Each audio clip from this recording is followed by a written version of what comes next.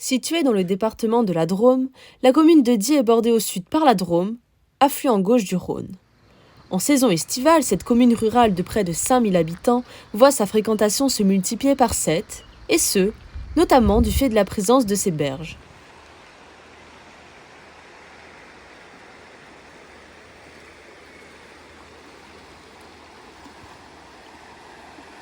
Du fait de leur topographie, les berges à Die témoignent d'une accessibilité inégale entre les deux rives, mais également d'un contraste en termes d'usage.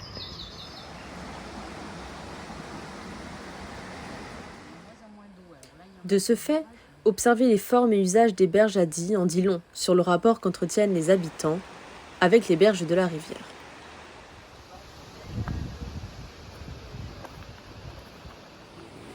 La Drôme à Die est un cours d'eau à méandres avec un écoulement permanent, ainsi qu'une végétation pionnière.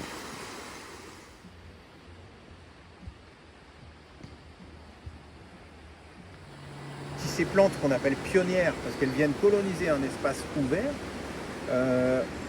on va se retrouver avec un espace qui se végétalise de plus en plus, et un espace laissé au lit permanent de la rivière qui va se réduire.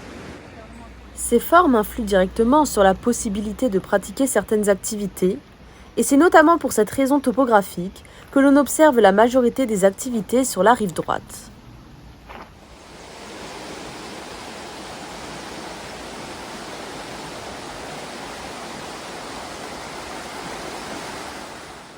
En effet, l'activité principale des berges à Die est la baignade, qu'elle soit formelle ou informelle, observée lors des périodes de chaleur. Endroit où on va tous les étés, où nos enfants ont grandi, où on est là, enfin voilà, on va pique-niquer tous les midis ou tous les soirs suivant nos emplois du temps.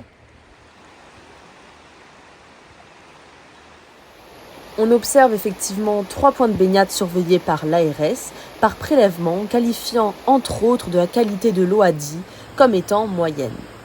Ces points se situent en amont, aval et au centre de Die.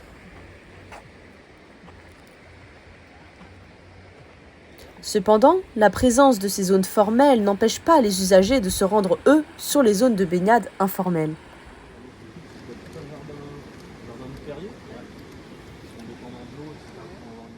Après, on retrouve le socle rocheux naturel sous la passerelle. Ça, c'est des choses qui ont été faites pour, a priori dans les années 2000, pour le canoë-kayak. En effet, l'accessibilité aux berges par les acteurs du territoire est un enjeu important associé à la pratique de ces dernières. L'accès aux berges se fait de manière formelle et informelle, de la même manière que les activités. De manière formelle, on observe la présence de parkings et d'un chemin bordant le cours d'eau, principalement situé sur la rive droite à proximité du centre-ville.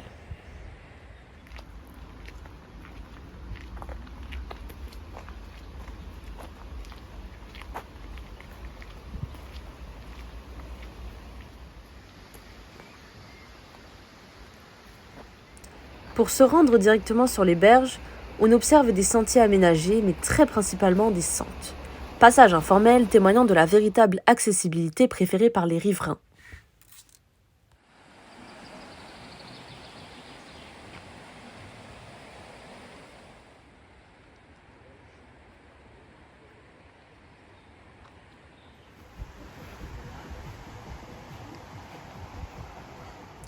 Au cours de notre enquête, on a pu notamment se questionner sur la volonté de rendre les berges accessibles.